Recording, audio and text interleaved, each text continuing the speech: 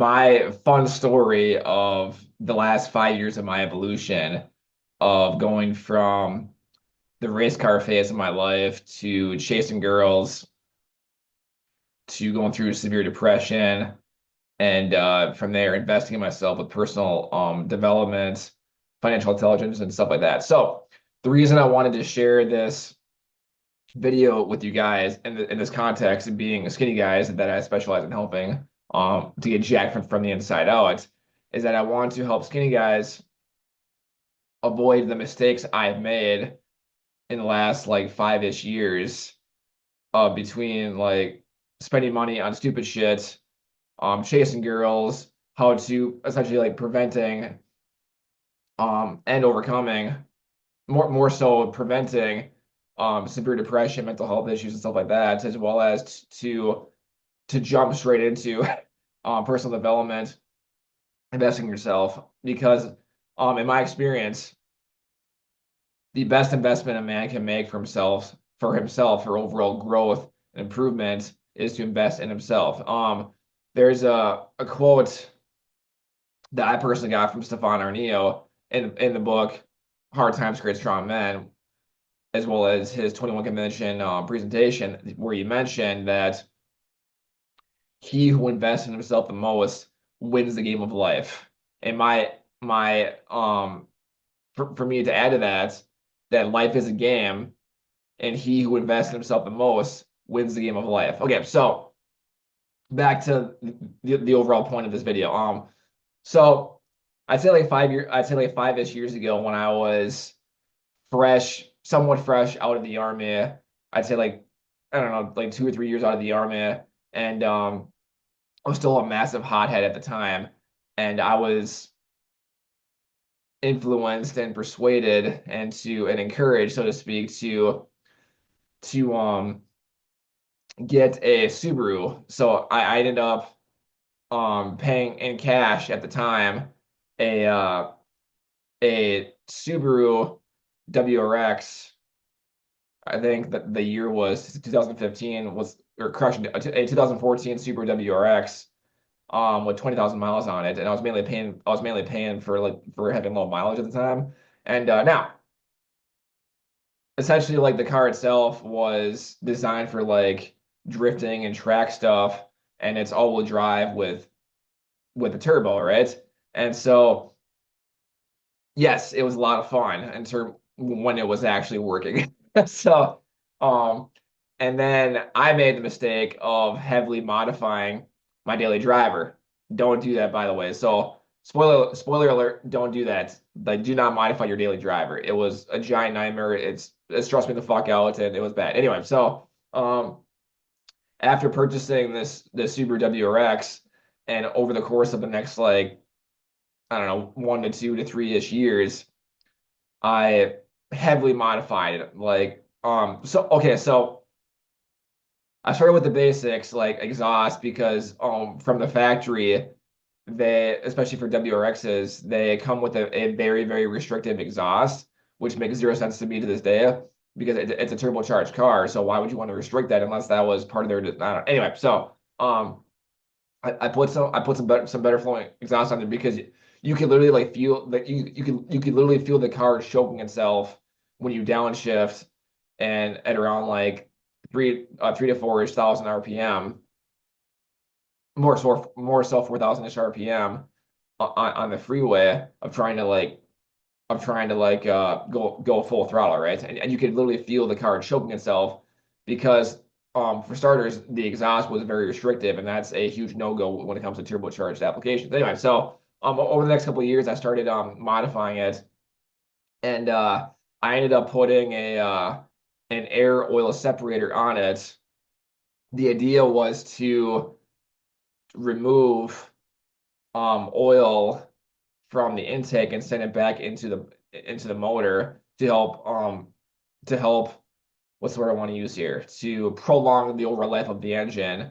Kind of like health and vitality when it comes to nutrition, fitness, and that type of thing is right for our body's lifestyle, right? Anyway, so and then of course, so actually I made a giant mistake with this, and I'll get to that here in a second. So After installing the air oil separator, gotta pop up on my screen here. I don't care. Anyway, I after installing the air oil separator, I drove it. I within a few weeks or whatever, I made an appointment to drive it over to a uh, a tuning place that was probably that was one of the best in Minnesota, as well as if not one of the best in the country for overall Subaru performance and tuning and stuff like that. I'm not gonna name names here, just to cut. Anyway, and yeah, the guy was really good, and it was my fault of what happened. So when it was on the dyno,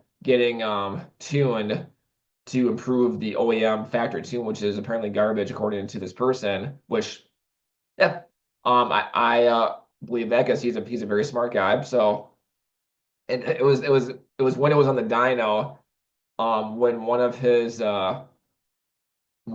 staff members came over there and just kind of did one of these. I was like, oh, so essentially like he could hear the engine like knocking like really bad, and according to the guy and according to whatever like the oil, and he pulled like the oil stick out, and there was nothing on it. It was bone dry. It was like awesome. So that motor was cooked at that point, and um and funny enough, like I already had plans to modify it even more, but this incident just encouraged me to do it to do it sooner. So I ended up dropping like a decent amount of money into it to rebuild the entire engine and to put a bigger turbo on it and XYZ and all that stuff, right? And so I'm pretty sure I put a bigger. I'm pretty sure. Anyway, so a month-ish later, I don't know, a few weeks or a month-ish later, I had essentially an STI engine in a WRX frame, right? And oh yeah, to circle back to the problem itself, apparently I apparently when I was installing one of the vacuum lines for the air oil separator, I ended up kinking one of the lines, which caused a massive restriction in the PCV-based system, and that is long story short, that sent oil into all places where it shouldn't go and kept it out of places where it should be. So that was a good time. And so yeah, so what did it end up happening with that is it's literally it started burning oil like crazy, and went bone dry and blew the motor up on the dyno. My 100% my own fault. Anyway, so started driving it for I don't know like 6 months to a year or whatever, and then fun Minnesota problems came into play, right? Where one day it was like negative 10 degrees outside, and my car was parked outside of my corporate job, and I went to drive it, and I got on the freeway that's on my way home, and that's when the oil lights came on, and the engine was toast after that. I was like, awesome. And apparently there's a bunch of oil on the rear bumper as well.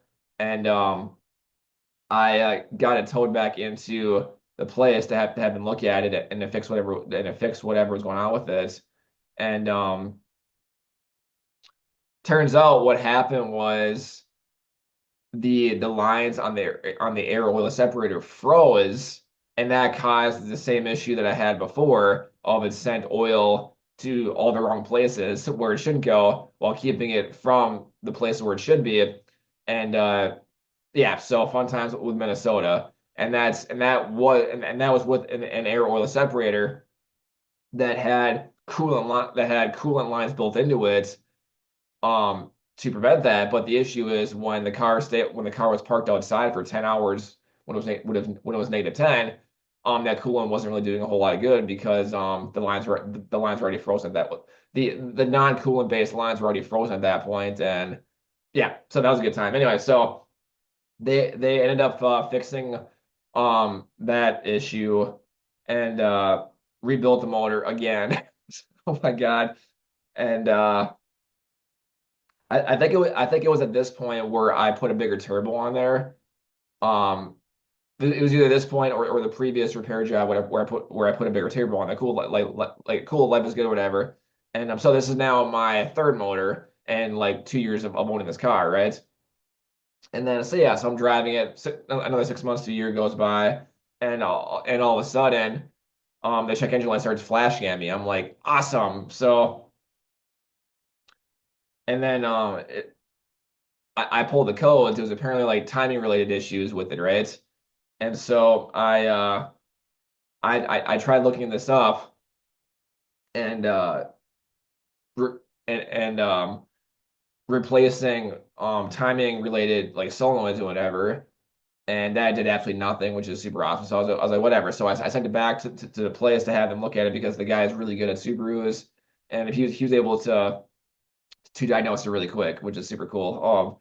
To me, it fascinates me and excites me when people that are essentially the best at what they do, they're able to use logic and break complicating processes down into simple steps. And so in this case, a heavily modified vehicle, and he literally just broke he literally he just used logic and broke it down into steps and diagnosed it like that. It was super cool. That fascinates me, and that I also envy that, especially when like when you're stressed out, when you're not thinking clearly about a surprise problem that happens. The answer is to relax and to go back to logic and to go back to break the problem down into steps. But the issue is when you're stressed out, when you're freaking out, when you're massive anxiety and all that stuff, you're the frontal lobe turns off and you start going into flight or fight mode, which is super fun. So yeah, like he broke everything down into simple logical steps, diagnosed and figured it out super quick, and he started the repair process of that. And so the overall issue was that it was two separate issues actually. So first off, one of the valves, correction, I had a burned valve as well as a my timing belt jump timing because the tensioner itself got loosened or whatever, and the tensioner failed or whatever. Quality super parts right there. Yeah. So essentially, the time belt tensioner failed and causing me to jump a tooth, so my timing was off, and I had a burnt valve. Apparently, the burnt valve issue is a common super problem in general, which is super annoying. And then yeah, like the whole like timing thing, like that was super fun. Anyway, so he this person yeah this shop or whatever fixed all that up, and that's when he mentioned the fact that that service, well, the specific service of the burnt valve, that it's recommended by Subaru to check like valve clearance and some type of a inspection every 30,000 miles to prevent this from happening. And the problem here is that in order to check the valve clearance or check whatever it is that they're checking um to prevent a burnt valve, it requires pulling the engine out of the car. So that's super cool. So literally super recommend. So literally every 30,000 miles, you're supposed to pull the engine out of the car to inspect this. I was like, cool. So within the next 2 months, I said I'm done with this race car phase, and I started researching cars, and I ended up trading the Subaru in for a 2018 Mazda 3, and my life couldn't be better. My stress levels went from like here down to like here, just like that. It was super awesome. Um, and I'm driving this car to this day, and it's been probably upwards of 3 years now. So I absolutely love the car. Quiet, comfy, reliable, and it's awesome. And I couldn't be happier with that. So Subarus themselves, they're fun, all-wheel drive with turbos and stuff like that. They're a lot of fun when they're working. And my biggest takeaway of this is, well, one of them is that do not modify your daily driver. Please don't do that. Like, just stop. Just don't do it. Learn from my mistake that costed me a lot of freaking money when I was in the race car phase of my life, and also when I was trying to impress girls and all that stuff at the time too. Don't do that. Don't modify your daily driver. If you want to modify a car for a project car, do that. Get a type of project car to tinker with that on the weekends or in your spare time and leave your daily driver like untouched and reliable. So that's uh that's my takeaway with that. Yeah, so unfortunately for me, like it seemed like my Subaru was in the shop getting repaired like more than it was on the road, and like and then when I heard the news that or the updates that that service of pulling the engine to check the valves or whatever to prevent a bird valve, you're supposed to do that every 30,000 miles. And I'm like, that's not realistic for me at all, and so I'm done with this game. And so yeah, the lesson from this is especially when you're young, when you're late 20s in general, for most skinny guys out there, when you're making less than six figures per year, putting money into a car or buying an expensive car in general is a terrible idea. And I will go more into that later in this video when I talk about personal development and stuff like that. But hopefully I remember that that's the key part right there. Hopefully if I remember that because I forget shit fast and like anyway, so ADHD and yeah, anyway, so next. Yeah, so I could not be more grateful for leaving the race car phase of my life and to then transition into what I refer to as personal development and investing in myself, and I'll get more to that later as I build up to that within the story of how I got. Anyway, so yeah, so from there, with that race car phase of my life, um, part of that was to impress girls because I was chasing girls. I was trying to get into a long-term relationship. I was in the army. I had hookups and things of that nature, and one night stands and all that stuff. And yeah, so once again, I was chasing girls and I was spending a lot of time on dating apps, and I was going out of my way to ask girls out and this and XYZ, and I had some decent success with that until one day I think it was like the third or yeah, until one day I was seeing this girl and she sent me a message saying essentially saying that hey that we need to break it off. And for me, like I thought things were going really well, but apparently she didn't, and I don't XYZ. And essentially I that caused me to spiral into severe depression within the next like 24 hours. And so over the course of like the next few weeks and months, I literally like had no purpose, no direction, and just no clarity or vision with life at all because I was spending all my time just chasing girls, trying to impress girls, trying to ask girls out and go on dates and whatever. And the girl that I was super interested in just flat out rejected me. And I'm just like awesome. And so at that point, I had no purpose at all because that was my purpose at the time was trying to find a relationship and things of that nature. And so I was in severe depression, and I was literally just surviving the days and weeks of just I would go to bed and just say to myself, all right, just one more day, right? And I was miserable. It was bad. It was probably one of the worst points of my life. And yeah, I was just surviving the week, and I didn't know what to do, and it was bad. So like my energy levels were just tanked, and I tried going to the gym here and there, but my workouts were garbage at best, and my mind just wasn't there because I was just fixated on that breakup, and it destroyed me internally, and it was bad. And then so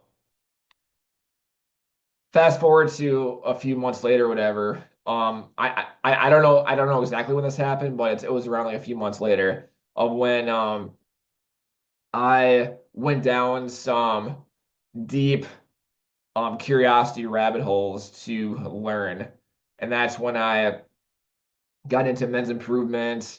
I got into understanding female nature and female dynamics, like how their mind works and stuff like that. And I came across I believe it was on YouTube where I found Jocko Willink's TED Talks video on extreme ownership. I watched the video; it was awesome. And at the time, I had never heard of Jocko, and this was a completely new person to me. And I did some research on Jocko because he seemed like a pretty smart guy. And okay, so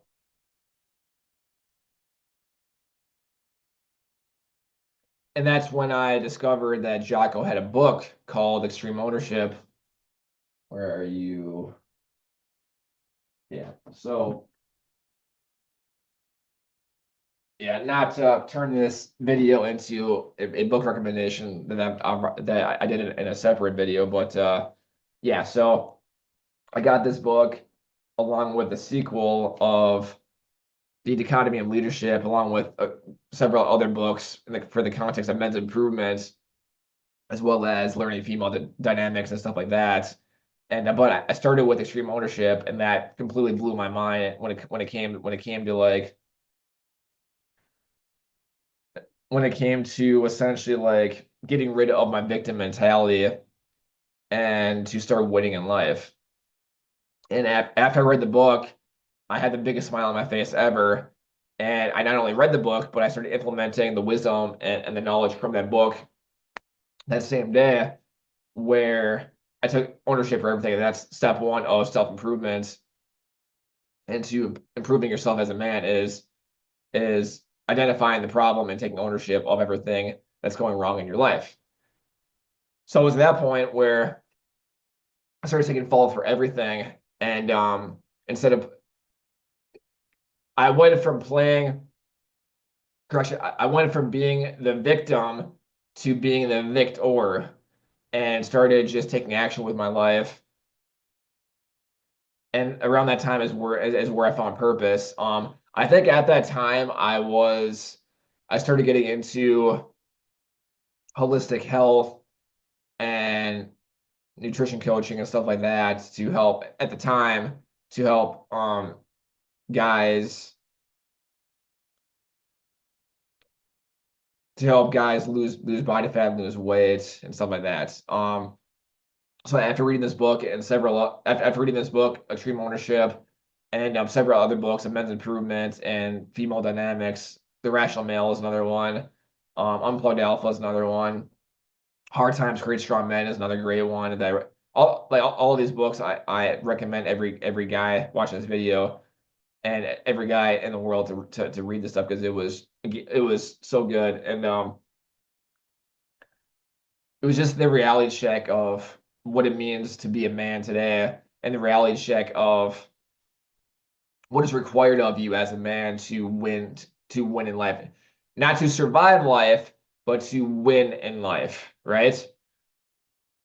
Because essentially, men have three biological roles of provide, protect, and procreate.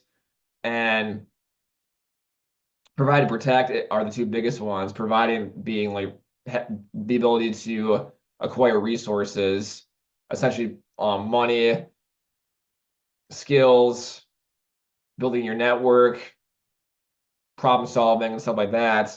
Protect is to your physical body of getting big and strong, getting fit, taking learning skills like jiu-jitsu, Muay Thai, learning basic firearm tactics and firearm handling and stuff like that to get fluent with guns and stuff like that, and just being confident within yourself to handle yourself essentially. And I went through all that and so much more in the last 5 years, and the last 10 years, and it was awesome. And yeah, so I went from getting rejected by a girl to going into severe depression to now having purpose, clarity, direction, and vision with my life. And I was a complete changed person. It was almost an overnight difference where like I remember reading I would spend like the entire day just binge reading a couple of these books, and I couldn't help but smile, especially with the Rational Male, to understand and learn what happened and what went wrong with all my previous relationships, so to speak, and the dating game and chasing girls and stuff like that. And that book perfectly explained everything that happened, like what went wrong and why it went wrong, and just how essentially like how women like how their mindset works and stuff like that. And for me, so yeah, there's like five different phases of this. There's like the awareness, there's denial, there's I don't remember all of them, but there's various different pills of the red pill, the blue pill, the purple pill, like all that crap.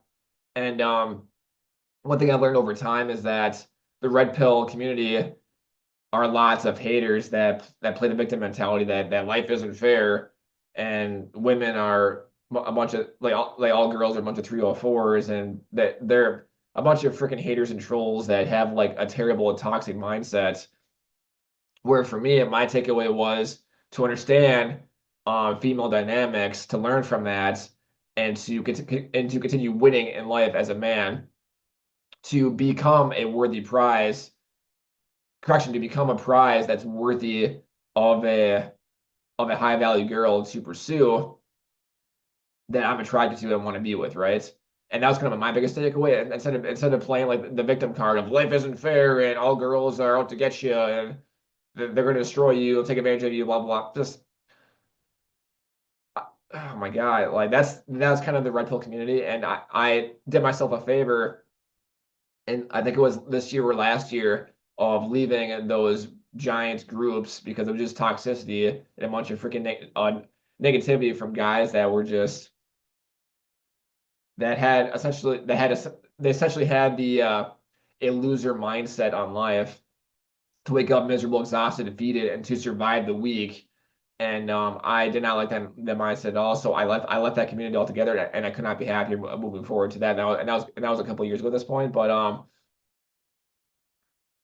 yeah, life is good from there. And I went down some massive curiosity rabbit holes of life, understanding women, people that dynamics, understanding how to be and then understanding how to be a fucking man.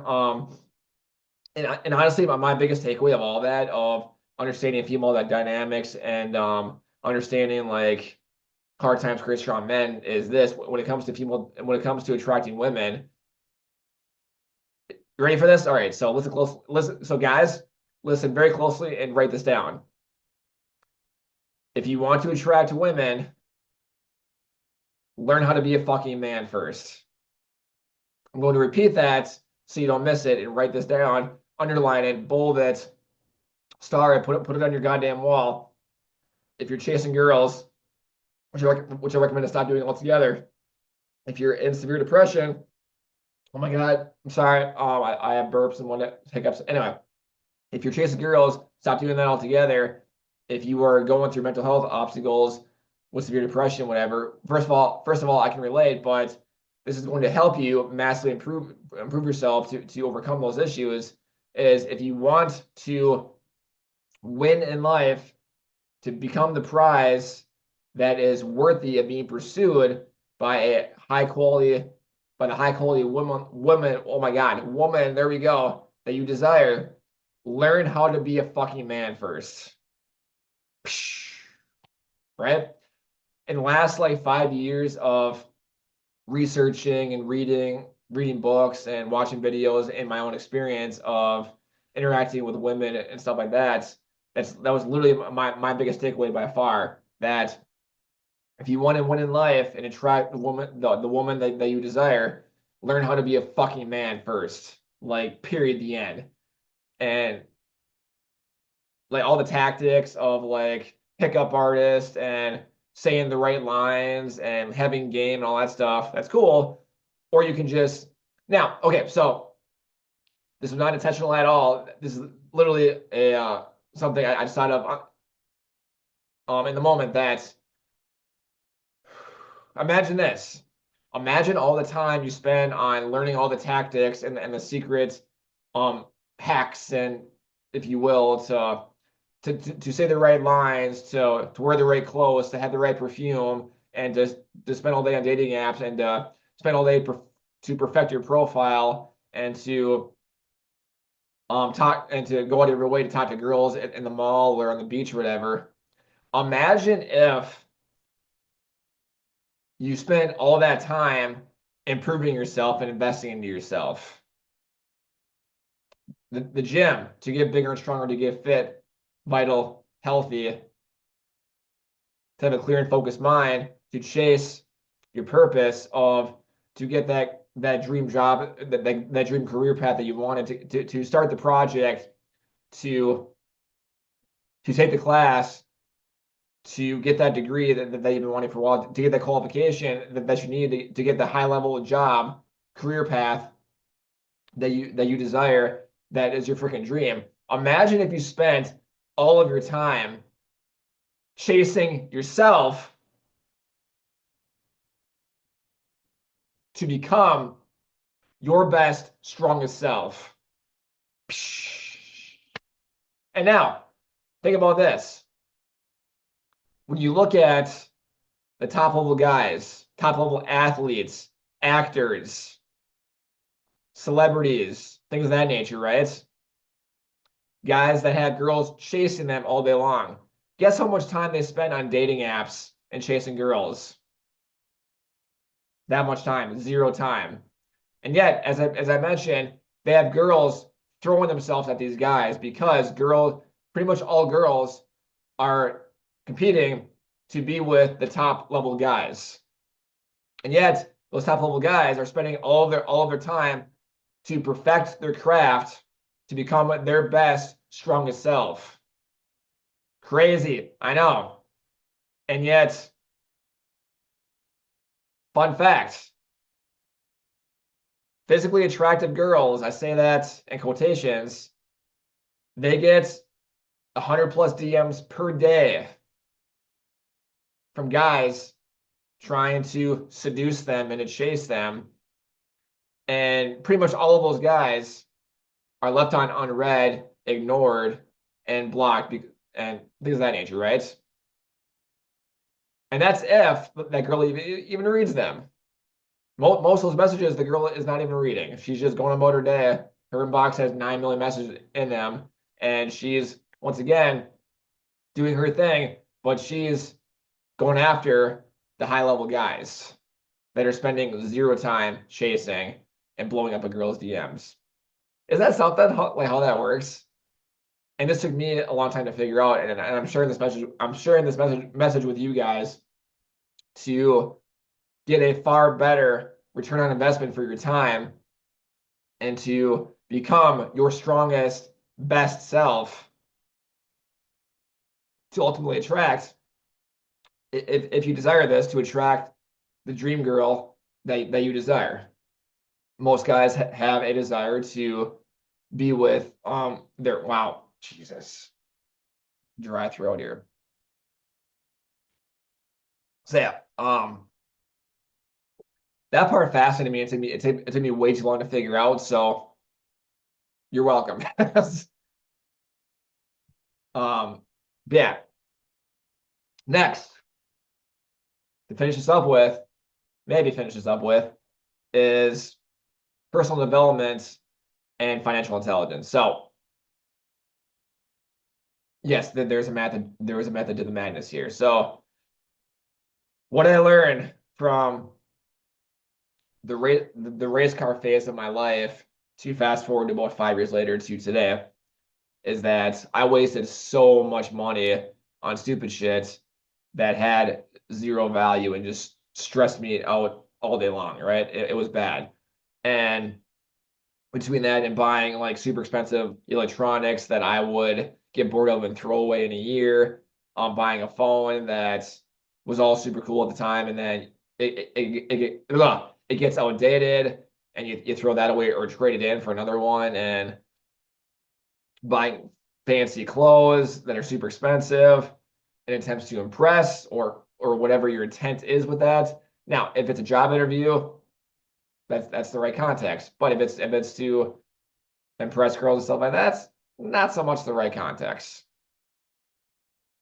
Or like just to impress people in general, especially in the event that you have limited resources and don't make a lot of money, not the right context for that. To instead, once again, to live, actually, I got this from Alex Hormozy and I'm pretty sure David Ramsey, to live as if you're broke and to keep building yourself up until you have a solid bank account and resources to work with. And like the fact that Alex Hormozy, one of his recent videos, mentioned that he was literally wearing sweatpants with holes in them and he didn't care, or the fact that Eminem made a recent Facebook Reels video that he was wearing a G-Shock watch for like $100 and asked his manager if he could afford a Rolex. And the guy is a centie millionaire worth like $300 million. So to me, it's fascinating. It's fascinating to me that the top 1% or even the top 10% of income earners in the country, if not the world, just how they operate and do things differently compared to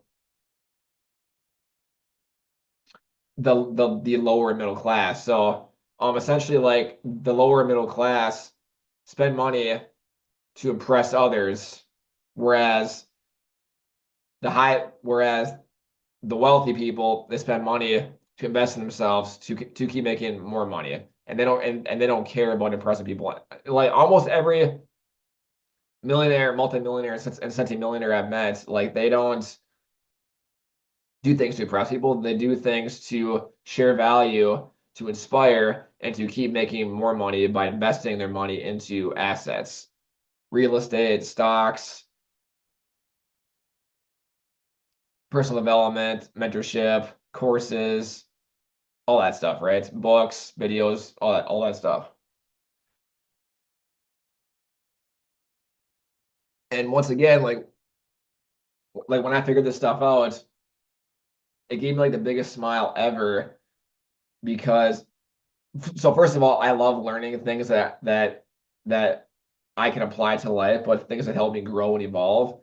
And when I figured this out, it was just a freaking game changer. And in the last like 3-ish years, I've every like essentially every dollar and every cent I spend is an investment to myself in one way or another. Essentially like if something will not help me grow, I don't buy it.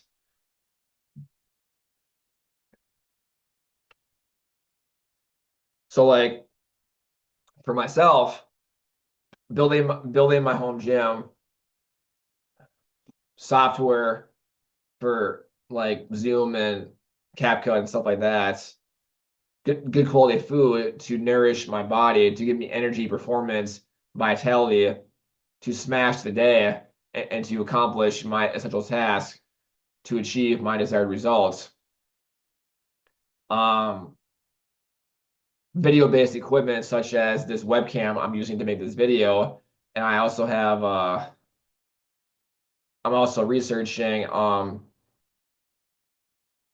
future-based upgrades for that of getting a better quality microphone because I've noticed that my microphone and the audio in these videos could definitely use an upgrade with that, but the equipment's expensive and I'm building my way up to that. But and oh yeah, too, and like so I want to point this out too real quick, like pause here quick that I was watching a video from Gary Vee, I believe it was on YouTube, and he was literally making a video about something. I think it was like using his phone as the camera. A guy that's worth probably hundreds of millions of dollars was using his phone as a camera to make a video. He didn't care or have a super like high level camera setup or whatever that costs thousands of dollars. He literally had like a stand, like a 6-inch, 8-inch stand that held his phone in there, and that's how he made his video. So like, it just goes to show that like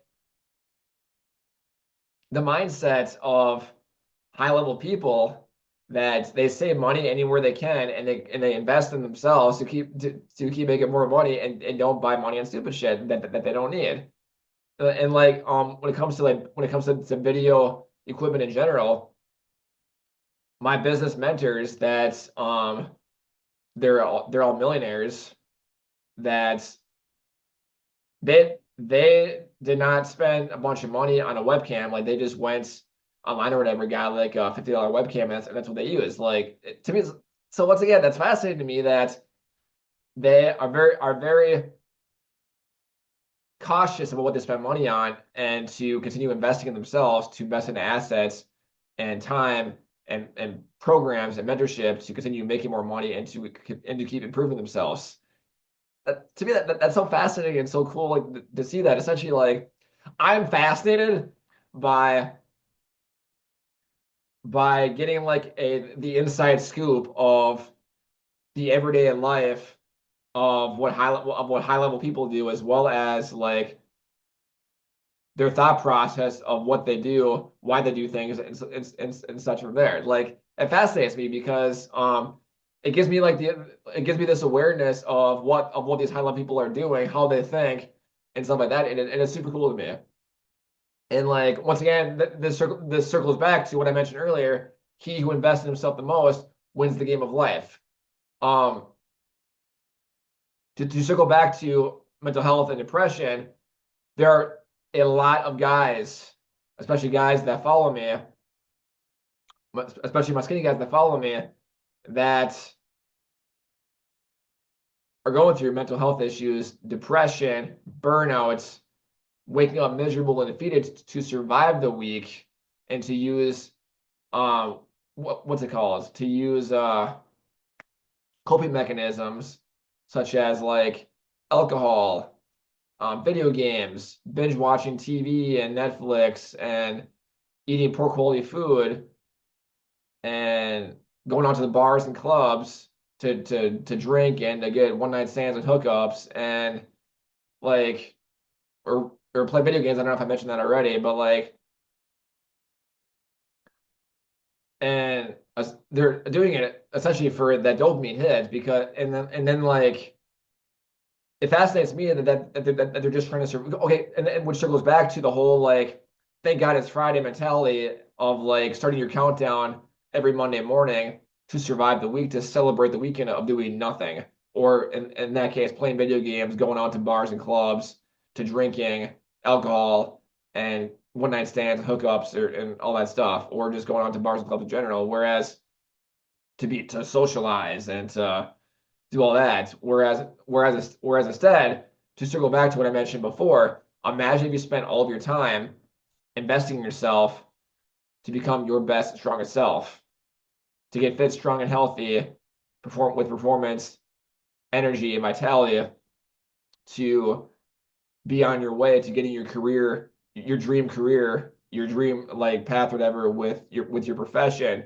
and then to become the best at what you do for this thing called making lots of money and having the resources to build your empire, and to over time with those three things to be a worthy prize that your dream girl is now willing to pursue, because you are now a strong, attractive character that is worthy of pursuing. Is that something like? And again, I didn't learn this stuff until like in the last 5 years. I'm 36 as of today. Well, not today, but I'm 36 in general as I'm making this video. A better choice of words with that. And it took me a long time to figure this out. I envy young men out there that figure this out in their early 20s or late teens. Like I only wish I knew I was into this stuff and learned about this stuff 15 years ago. Oh my God, but at the time, 20 years ago, I was into cars and mechanics and turning wrenches and computers and chasing girls and all, and eating shit quality food. And but I was also addicted to video games and all that stuff. So my mind was definitely not there at all. It wasn't until I hit severe depression that I started learning it. And to me, that's crazy too. Like as Andrew Tate says, and regardless of what your thoughts are on the Tate brothers, is that men have to essentially experience hardship and struggle in order to grow from that. And for me, it was not until I went through severe depression by being destroyed by a girl that encouraged me to go down some deep rabbit holes of curiosity, to learn all kinds of things about life, to learn female dynamics, how the rich get where they are in comparison to like the 9 to 5 working class that makes 100 grand a year if they're lucky.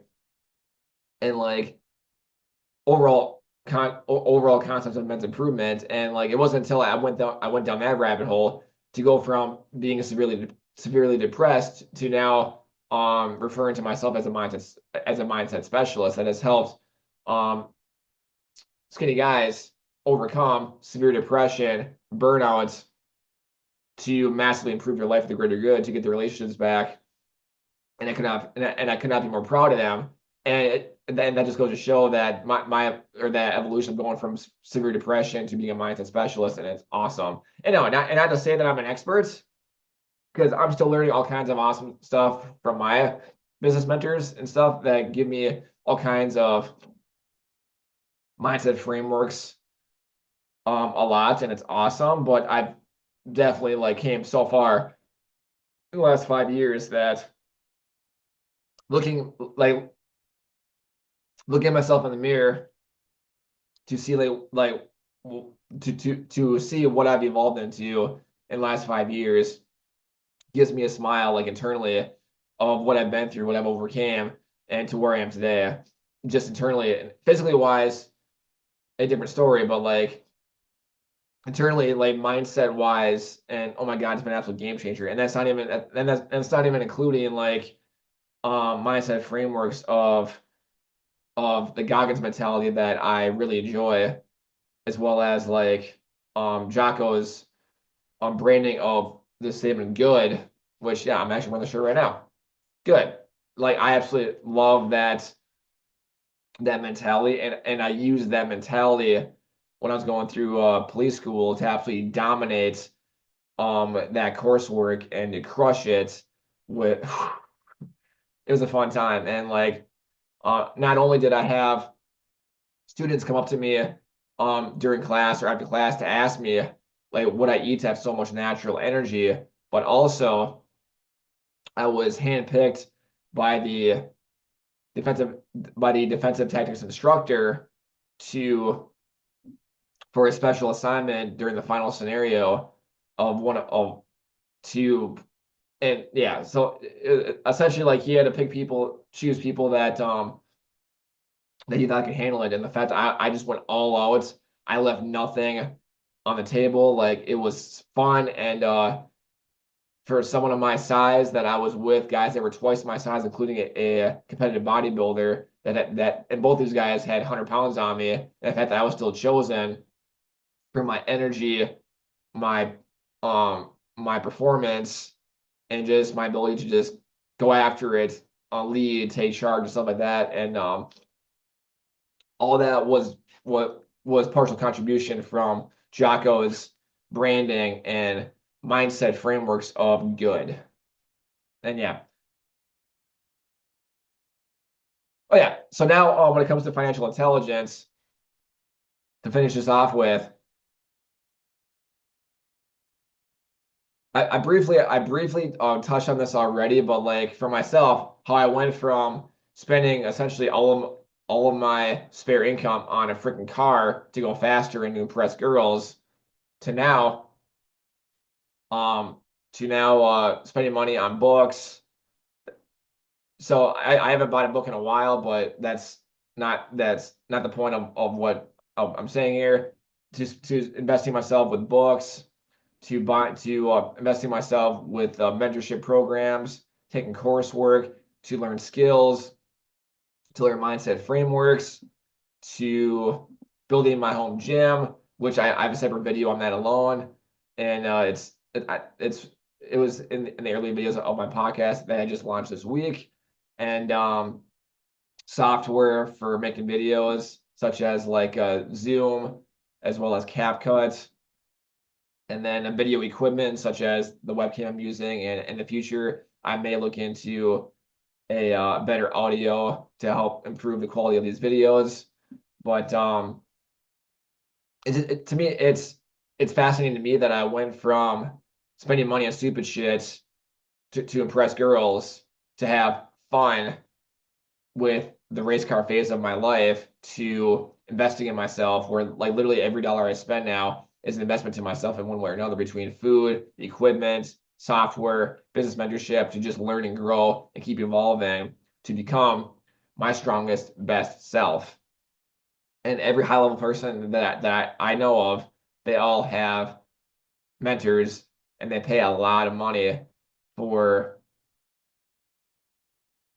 those mentors. And for the people that, for the haters out there that say that's a scam and blah, blah, blah, blah, blah. Well, here's what's up with that. My thoughts that I got from Stefan Aarnio is you're the fucking scam for choosing to hate and to play the victim mentality and to not invest in yourself by getting this mentorship and to learn skills and to keep evolving. I cannot be more grateful to this day of the amount I've invested in myself to be the person I am today, and I look forward to continuing to invest in myself in the future. And it's awesome. I cannot be more grateful for the things I've learned, the skills I've developed, the mindset frameworks I've developed, the personal development I've created, the personal development that I've grown with in the last several years alone, jumping up, essentially like overcoming fear and resistance to step out of my comfort zone to evolve as a once quiet and shy introvert to now a vibrant, energetic ambivert. And from a personal like characteristic point of view, when it comes to that, and now I have my business knowledge and experience and knowing how to like put out fires and how to prevent fires from happening in the first place, and taking leadership, enjoying taking charge, and now offering mentorship to, in this case, skinny guys to help them get jacked inside out to 10x their gains through mental improvement and then some. So that's a wrap for this video. I can't think of anything else I want to say that I haven't already said five times in this video, because I have a tendency to ramble on and repeat myself a lot. So yeah, so I got for this video.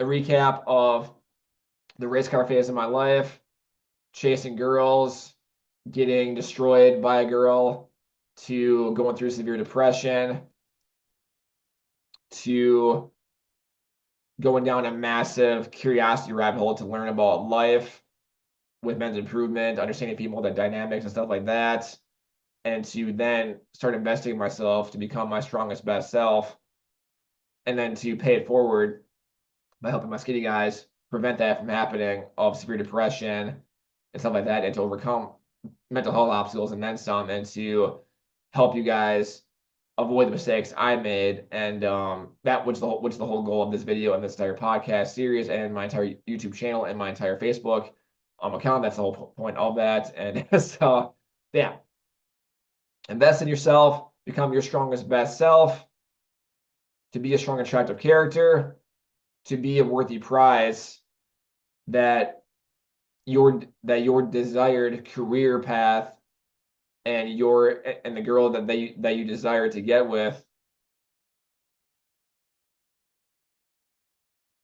will pursue you, because you have invested in yourself to become the prize that's worthy of pursuing. So that's a wrap. And to close things up with my motto: wake up with purpose, execute with passion, and make your future self proud. That's all I got for you. Until next time, JB out.